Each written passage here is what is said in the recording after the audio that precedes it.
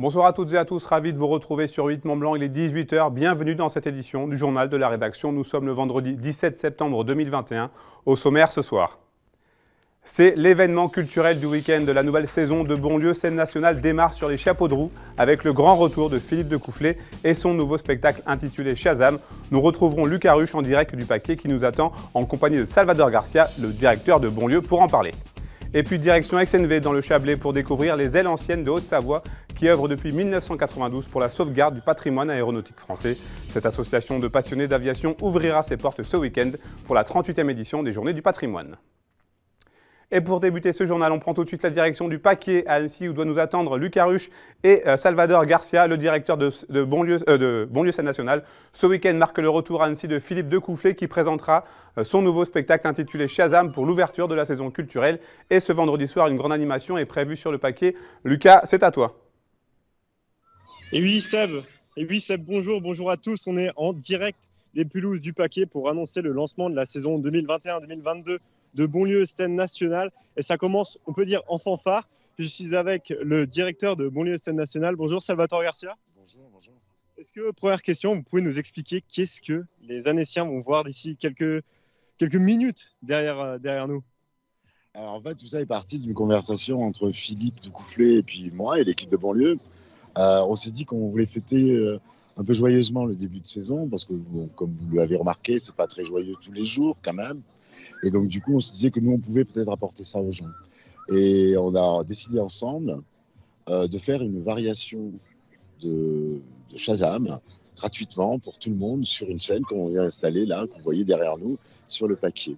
Et donc Philippe a travaillé, Decoufflé, qui connaît bien l'Annecy, qui adore ce public, des variations à partir du spectacle qui va être présenté en salle samedi, dimanche, puis mardi, mercredi prochain, de recomposer tout ça pendant 40 minutes. Il va offrir 40 minutes de spectacle avec les danseurs qui seront sur le plateau de Shazam. Et c'est une création originale pour le Paquet. Et c'était important aussi de faire un événement aussi gratuit pour tous les Annéciens dans un cadre magnifique, on peut dire, ici avec la vue sur le lac d'Annecy. C'est toujours un bonheur, bien sûr. Alors, c'est un acte généreux de la part de Philippe qui non seulement fait ce spectacle, mais qui même ce matin était avec ses danseurs dans les rues d'Annecy jusqu'au marché. Alors que bon, voilà, il pourrait s'en passer peut-être le Philippe, mais il le fait parce qu'il adore la ville, il est très bien accueilli ici et il connaît aussi ce point de vue sur le lac qui est tout à fait exceptionnel. Vous avez beaucoup même avant axé sur le fait que ça sera un spectacle décalé où il y aura quand même du rire. C'est important ces périodes-là d'axer sur ça du coup. Pas que, mais oui, je crois que c'est important de donner un signe de joie de vivre, quoi. À tout un public qui a vécu, comme nous tous, des mêmes moments un peu difficiles. Donc du coup, je crois que si on veut repartir, c'est à nous de donner des signes de joie, de joie et en tout cas d'envie de vivre. Et c'est un spectacle qui mélange beaucoup d'art, il faut aussi le dire. Il y aura du son, il y aura de la danse, il y aura certainement aussi du mime, du rire. C'est ça un peu le spectacle qu'on va assister d'ici quelques secondes. Oui, bien sûr, c'est l'univers de Philippe Decoufflé. On le connaissait pour la qualité de la cérémonie d'ouverture des JO d'Albertville. Alors les plus jeunes, ils n'ont pas vu ça évidemment, mais il est facétieux, il mélange plusieurs choses, la danse, l'acrobatie, la magie même, l'optique dans son spectacle. Alors aujourd'hui, on va en voir quelques extraits, mais le plus fort du spectacle sera évidemment en salle à partir de samedi. Et on peut juste avant rappeler qui est Philippe Decoufflé pour les plus jeunes, ceux qui ne le connaissent pas, qu'est-ce qu'il a fait, que c'est quand même un grand artiste. Oui, Philippe, c'est un des grands chorégraphes mondiaux. Il a été connu du grand public parce que on lui a confié la mise en scène de la cérémonie d'ouverture des JO d'Albertville. C'était en 1992. Alors beaucoup de ceux qui nous écoutent n'étaient peut-être pas nés, mais il a marqué les esprits parce que c'était la première fois que dans un grand événement sportif de ce niveau-là, un artiste s'emparait de l'ensemble du stade d'ouverture avec des choses que les gens n'avaient jamais vues. Et ça a été un succès phénoménal. Et on en vient à Shazam, qui est l'une de ces grandes mises en scène, qui date de 1998. Pourquoi la rejouer 23 ans plus tard? Parce que Philippe, il est comme ça. La pièce est magnifique, Shazam. Il y a encore des interprètes de Shazam qui dansent. Et donc, il a souhaité remonter la version qu'il avait proposée en 98. Ça n'empêche pas, d'ailleurs, d'avoir fait une création l'année dernière, de faire une autre création nouvelle la saison prochaine. Mais je crois que c'est important pour un chorégraphe de réinterpréter, de revoir, de revisiter, de remontrer son répertoire.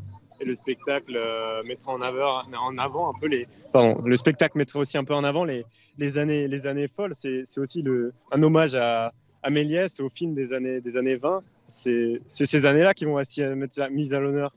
Oui, tout à fait, mais c'est l'univers de Philippe Decoufflé. Comme je le disais, il y a du cinéma, il y a de l'illusion, de l'optique, de la danse, de l'acrobatie. C'est peut-être pour ça que c'est un des chorégraphes français aujourd'hui, probablement le chorégraphe français aujourd'hui le plus populaire en France, mais aussi dans le monde. D'où l'idée d'en faire un spectacle gratuit aujourd'hui. Bah oui, c'était l'occasion rêvée. Mais il fallait encore qu'il accepte. Et là, je le remercie 1000 fois. Il n'a pas hésité une seconde. Du tac au tac, il a dit bien sûr, on va le faire. Et pour Bonlieu, scène nationale, c'est, j'imagine, important. Mais pourquoi lancer avec ça pour Bonlieu? Quel message vous voulez faire passer? C'est l'ouverture d'une saison. Une saison, c'est un grand festival. Dans le mot festival, il y a fête. Et c'est ça qu'on veut dire aux gens. Voilà, c'est reparti, il faut avoir confiance, il faut évidemment respecter les gestes barrières, les passes sanitaires, etc. Mais voilà, on a la chance de pouvoir ouvrir les théâtres. N'oubliez pas que ça a été fermé pendant 1 an et demi. Donc c'est ça le signal. C'est essentiel, un théâtre, essentiel à vivre. Évidemment, il faut le rappeler. Et puis, dernière question. Question ou affirmation, mais c'est du haut niveau qu'on va voir ce soir, que les gens vont voir ce soir. Ah bah oui, avec Philippe Decoufflé, c'est le top, c'est un top mondial, quoi. Et qu'est-ce qu'on va aussi voir ce week-end, hormis Shazam qui va être produit à Bonlieu, il y aura d'autres festivités. Dans le même temps, on présentera dans la petite salle un spectacle qui est joué par Nicolas Bouchot, qui est une pièce de théâtre dont la première se fait à Annecy et ensuite ça partira en tournée. Donc les Annéciens ont la primeur du spectacle et ça s'appelle Un vivant qui passe. Là, on est dans un univers beaucoup plus sérieux puisqu'il s'agit de revenir sur la Shoah. Donc voilà, on n'est pas que non plus dans la gaieté, il y a aussi des sujets sérieux. Eh bien, merci à vous, Salvador Garcia, directeur de Bonlieu Scène Nationale, pour annoncer le lancement de Bonlieu et de la saison 2021-2022. Seb, c'est à toi. Merci beaucoup, Lucas. Ce week-end ont lieu les désormais traditionnelles journées du patrimoine. L'occasion vous est donc offerte de vous rendre dans des lieux près de chez vous, parfois interdits au public. Vous pourrez notamment visiter l'usine de gestion des déchets de Passy ce samedi. L'objectif de cette opération est avant tout d'expliquer aux visiteurs le fonctionnement de l'usine de la façon la plus transparente possible. Voyez ce reportage de Lucas Ruche.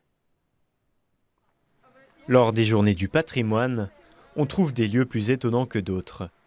L'unité de valorisation des déchets du Sitom des Vallées du Mont-Blanc ouvre ses portes aux visiteurs pour leur expliquer le fonctionnement de l'usine. L'accent y est notamment mis sur le tri et le recyclage de ces déchets. Les gens ont besoin de voir, de savoir, de connaître un petit peu pour pouvoir effectuer les bons gestes, pour pouvoir gérer correctement leurs déchets. On pense qu'on a vraiment besoin d'expliquer aux gens. Quand on explique, derrière, on a forcément un meilleur tri, une meilleure utilisation d'un objet. Pour la première fois, les visiteurs ont la possibilité de rentrer en toute sécurité dans l'usine. Cela est possible virtuellement grâce à un employé muni d'une caméra diffusant en direct les images. Le tout étant commenté instantanément par le responsable du site. L'idée, c'est de montrer qu'on est transparent et lors des visites d'immersion, les gens qui viendront découvrir, on va répondre à leurs questions. On a, nous, prédéfini un circuit de visite, mais en fonction des questions et des demandes, on pourra finalement se balader, ouvrir toutes les portes et montrer de manière transparente nos métiers. On a l'habitude effectivement d'avoir différents types de questions et c'est ce qui fait aussi la richesse de ces portes ouvertes puisque les gens arrivent avec des questions et à nous d'y répondre et de leur faire comprendre qu'on fait bien notre métier ici. Les visiteurs présents semblent ravis de cette démarche qui dissipe les nombreuses interrogations quant au fonctionnement de l'usine de Passy. Ils nous proposent de nous montrer par des caméras tout l'intérieur de l'usine, donc au moins on a des réponses à toutes nos questions. Donc le principe est vachement bien, je trouve, pour les habitants. On ne nous cache rien, on peut avoir des réponses à tout et c'est un bon principe. Si vous aussi voulez en apprendre plus sur le Sitom des Vallées du Mont-Blanc, les portes ouvertes du site continueront ce samedi jusqu'à 19h. Une autre idée de sortie pour ces 38e journées du patrimoine, l'association Les Ailes Anciennes de Haute-Savoie, qui œuvre depuis 1992 pour la sauvegarde du patrimoine aéronautique français, ouvrira ses portes ce week-end à Aix-et-Venay. Victoria Lopez nous invite à découvrir en avant-première les trésors volants conservés avec beaucoup de soin dans ce hangar par des bénévoles amoureux du ciel. Reportage. Tout a commencé avec ce Fouga Magister. C'est le premier avion transporté ici par l'association Les Ailes Anciennes de Haute-Savoie. Un avion qui pourra peut-être revoler un jour.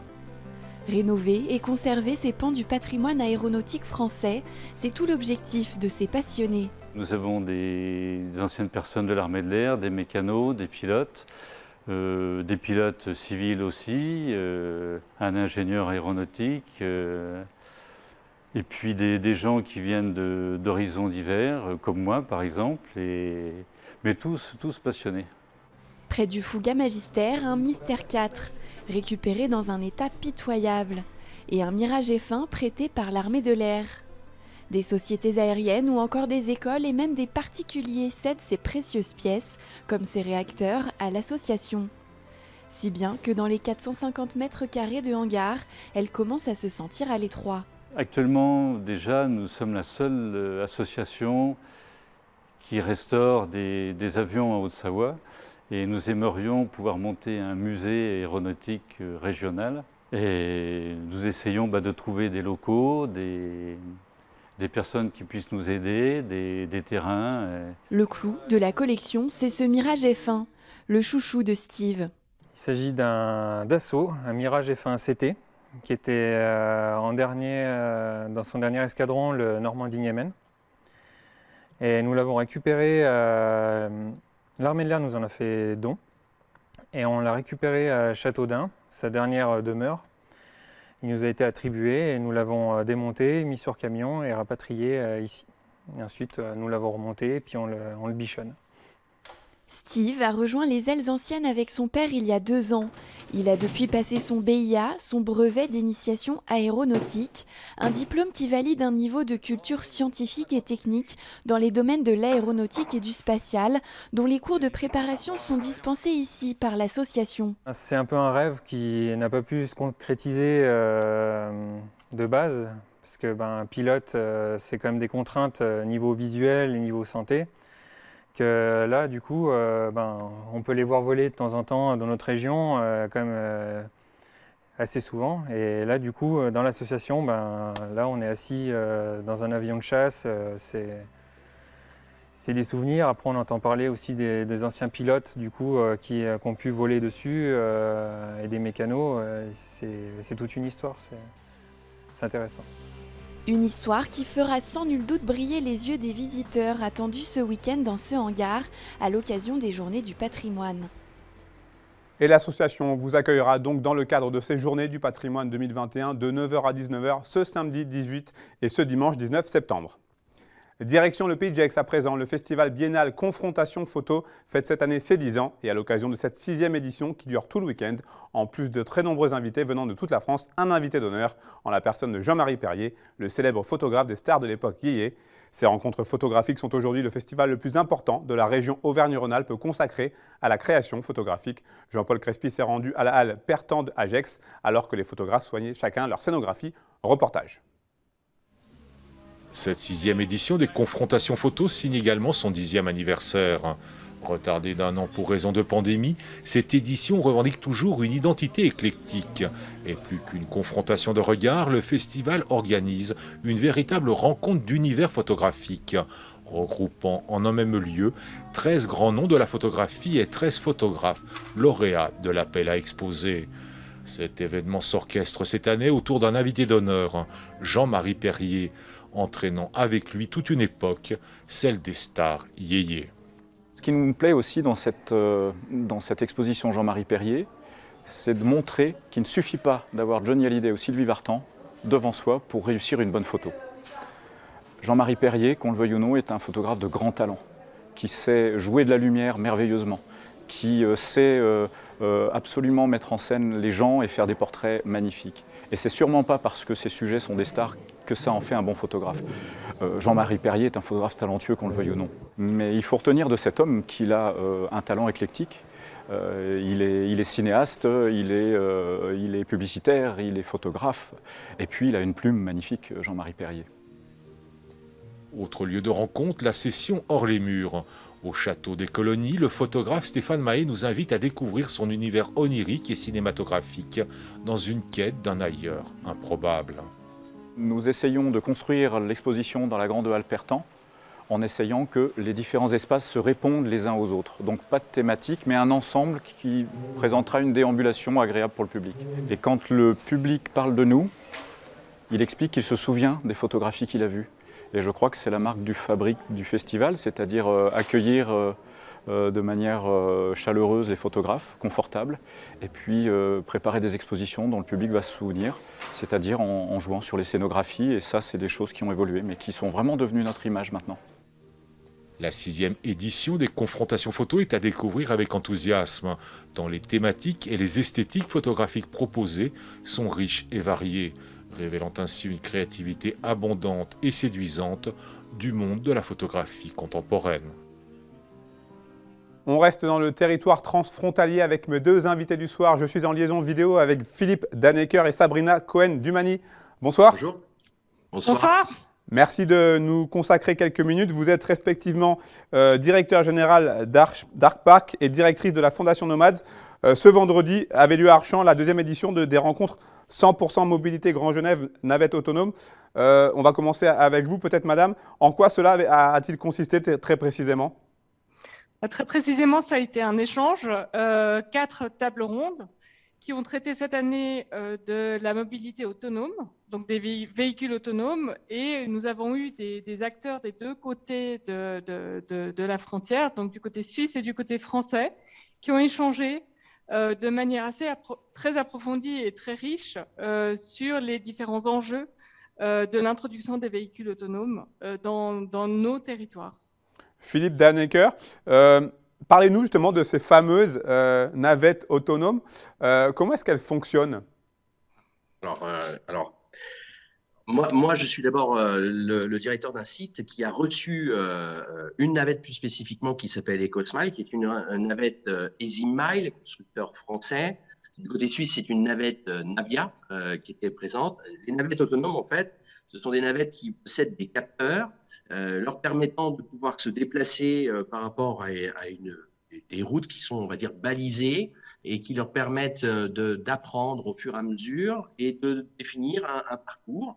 Et certaines de ces navettes ont capacité de faire des choix par rapport aux applications des clients demandant justement une course. Donc, c'est presque des taxis robots. Et le principe de ces navettes, c'est de ne plus avoir de pilote et de sécuriser en fait la démarche de rouler parce qu'elles ont appris au fur et à mesure à éviter les obstacles, à les anticiper, bientôt à les contourner et donc de pouvoir avancer en plus de manière décarbonée parce qu'elles sont sur de l'énergie électrique, elles sont sur batterie électrique. Sabrina Cohen-Dumani, on connaît la problématique de la mobilité dans ce territoire qu'est le Grand Genève. En quoi ces navettes ou ce type de mobilité peuvent être une solution idoine justement pour fluidifier ce trafic ? Alors ça, c'est une question piège. Qu'est-ce qui va permettre de fluidifier J'ai pas fait le exprès, trafic ? C'est avant tout l'usage. Parce que ce n'est pas la technologie qui permet de fluidifier. La technologie est un moyen, mais ce n'est pas le seul. Ce sur quoi il faut que nous travaillions tous, c'est sur l'usage de la mobilité. Et là, Arch Park est vraiment une solution parce que le site d'Arch Park permettrait de rendre des services de mobilité multiples et variés, comme notamment de développer des systèmes de parking et de différents types de mobilité qui permettent de rejoindre Genève, mais à d'autres moments que ceux sur lesquels nous allons. J'imagine que ce rendez-vous, c'est aussi l'occasion d'essayer de trouver des nouveaux projets de mobilité sur le Grand Genève. Philippe ? Alors, je me permets. Oui, en effet, tout à fait. En fait, la première édition avait été une édition de lancement de la navette, donc c'était l'année dernière. Ça avait été une édition de médiatisation de la plateforme PAN. Donc PAN, c'est la plateforme Arch Park Nomad, d'où le nom des deux acteurs, Arch Park et Nomad. Vous avez compris le jeu de mots et l'acronyme.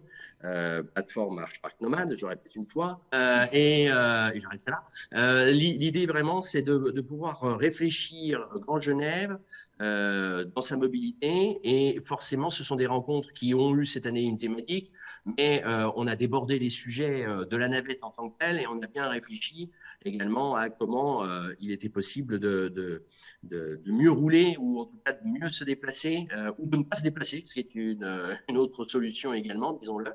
Comme le disait Sabrina, toute la question est, est-ce que demain il faut un P+R? Oui, sans doute, mais un P+R avec des navettes transfrontalières qui permettent, ou des navettes privées, qui permettent d'aller emmener les salariés du côté de Genève, en tout cas pour ceux qui sont transfrontaliers, afin d'alléger évidemment les douanes, mais ça peut être aussi des transferts qui se font avec de la micromobilité ou de la mobilité douce, donc des vélos à assistance électrique ou des vélos à hydrogène.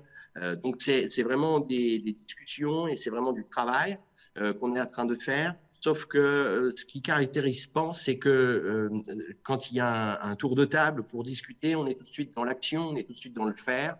On est de cette génération des makers, comme on dit. Donc, on réfléchit à la chose avant et après, on le met en action. Donc, vous voyez, par exemple, la navette autonome a été mise en œuvre. C'était un projet Interreg. C'est toujours un projet Interreg puisqu'il y a un troisième temps qui aura lieu avant la fin de l'année. Mais le P+R, on va le lancer. Les vélos étaient déjà présents sur notre site aujourd'hui pour pouvoir, le vélo assistance électrique ou hydrogène, pour pouvoir discuter de ce lancement dès le mois de juin de l'année prochaine. Donc vraiment, c'est une manière pour nous de réunir des acteurs publics, des sachants de part et d'autre, et des entreprises de part et d'autre, françaises, franco-suisses, ou France et Suisse, pour pouvoir voir ce qui est possible d'être fait. Et le parc est Lavignable, donc l'idée c'est vraiment d'être un site d'expérimentation, mais un site d'expérimentation qui peut tout de suite, par l'innovation, essayer d'offrir des usages et offrir peut-être une mobilité alternative à cette volonté d'être seul dans son automobile et d'attendre dans des bouchons sans fin. Voilà. Donc c'est vraiment des temps de travail, des temps de rencontre. Là, on était spécifiquement sur les navettes, ça c'est clair, mais il est évident que sur l'année, on travaille sur différents thèmes, l'hydrogène également, sur les formations, mais ça je laisserai Sabrina en parler plus spécifiquement. C'est vraiment des choses qui sont totalement travaillées, et notre volonté c'est vraiment de se donner des délais courts pour pouvoir aboutir à des actions concrètes. Dernière chose, très rapidement, Sabrina Cohen-Dumani, est-ce que sincèrement, vous pensez qu'on y arrivera un jour à avoir un trafic plus fluide dans ce territoire? Ah oui, j'en suis certaine. J'en veux pour preuve, par exemple, ce qui s'est passé durant la crise Covid avec le télétravail. Ça a forcé le changement de comportement et évidemment qu'on a expérimenté grâce à ça une autre manière de travailler, et donc évidemment que ça a eu un effet et un impact sur la mobilité. Donc ça nous a permis en fait de réfléchir différemment à se mouvoir d'un côté et de l'autre de la frontière, et les plans de mobilité qui sont actuellement discutés par les entreprises tiennent compte de cette nouvelle manière de faire et de se mouvoir et d'organiser son temps de travail et ses loisirs aussi. Merci beaucoup à tous les deux. On aura bien évidemment l'occasion d'en reparler dans nos prochaines éditions dans le journal. Avec plaisir. Merci beaucoup. Merci. Merci. Ce dimanche, une vague de solidarité va déferler sur le lac du Bourget. Deux nageurs, Maude Zecchini et Sylvain Georges, se sont lancés le défi de traverser les 18 km du lac Savoyard. Une odyssée de plus de 6 heures pour aider et faire connaître l'association La Chouette de l'Espoir, créée pour venir en aide à la petite Anastasia, 3 ans, et atteinte d'un cancer. À quelques jours du départ, ils ont répondu aux questions d'Emmanuel Jaude. En visioconférence, on les écoute. Quand j'ai rencontré Maude, je savais qu'elle avait traversé déjà le lac en 2019. Et moi, c'est toujours quelque chose que j'ai trouvé admirable. Comme je suis moi-même correspondant de presse, j'avais été amené à faire un article sur une personne qui avait une prothèse et qui a traversé le lac. Donc, pour moi, c'était une super performance, mais je ne me sentais pas capable de la réaliser. Enfin, c'était une prouesse. Et Maude m'a fait comprendre que si, ça pouvait être dans mes cordes. Et donc, on voulait le faire pour une association aixoise, comme on est tous les deux aixois. Et le hasard a fait qu'on a découvert un article dans le Dauphiné libéré qui parlait de cette association La Chouette de l'Espoir, au profit d'une petite fille qui avait un cancer pédiatrique. Ça nous a tout de suite émus. On s'est dit, c'est celle-là. Donc, on a contacté les responsables de l'association. Il s'avérait qu'en plus, je connaissais l'une des tantes de la petite fille. Quand on les a contactés, ça a été le début d'une belle aventure humaine, au-delà de la performance sportive qui, c'est vrai, nous intéresse tous les deux. C'est toutes les personnes qu'on a rencontrées et c'est riche en émotions depuis le début de pouvoir les soutenir. puisque la cagnotte en fait sert à les aider, à aider la famille financièrement, puisque la maman a dû arrêter de travailler. Et donc voilà, actuellement on est autour des 3 000 € et notre souhait c'est cette cagnotte gonfle au maximum pour les aider le plus longtemps possible. En fait, c'est plus une aventure humaine finalement que sportive. Parce qu'il y a tellement de gens qui sont greffés sur notre projet, c'est-à-dire, moi je sais qu'il y aura des gens qui se font départ à l'arrivée. Il y a le club d'aviron qui s'est proposé de venir à notre rencontre parce qu'ils ont été touchés par ce qu'on faisait. Enfin voilà, il y a vraiment une émulation par le biais de ce projet qui est formidable. C'est vrai qu'on a mis en place cette cagnotte, donc on peut trouver sur Litchi, sous l'appellation 18 km à la nage pour Anastasia. Mais le jour J, c'est vrai que l'association s'est démenée pour nous soutenir. Donc voilà, ils vont organiser, on a rendez-vous à 8h, on pense partir vers 8h30, mais donc sur la plage du Châtillon pour ceux qui voudraient nous encourager avant le départ avec une petite collation avant. Et puis surtout, ils ont organisé à l'arrivée beaucoup d'animations. Donc il y aura de quoi se restaurer en sucré et des boissons. Il y aura une démonstration de danse country et puis des petits stands d'animation pour les enfants aussi avec coloriage, chamboule-tout et puis une mascotte. Donc c'est vrai que s'il peut y avoir un petit peu de personnes qui nous accueillent à l'arrivée, ça sera sympa, puis qui viennent rencontrer l'association. Et j'ajoute que si vous voulez aider Maud Zecchini et Sylvain Georges, leur cagnotte en ligne restera accessible encore quelques semaines. C'est la fin de cette édition. Merci à vous pour votre fidélité à l'information sur 8 Mont Blanc. Merci à toute l'équipe. Tout de suite, la météo du week-end présentée par Thierry Paulme. Un rendez-vous à ne pas manquer pour les sportifs, le trail des dents du midi en direct sur notre antenne et notre page Facebook à partir de 9h ce samedi. Un lundi, vous retrouverez Victoria Lopez pour le journal. Passez une très belle soirée, un très bon week-end. Prenez soin de vous et de vos proches.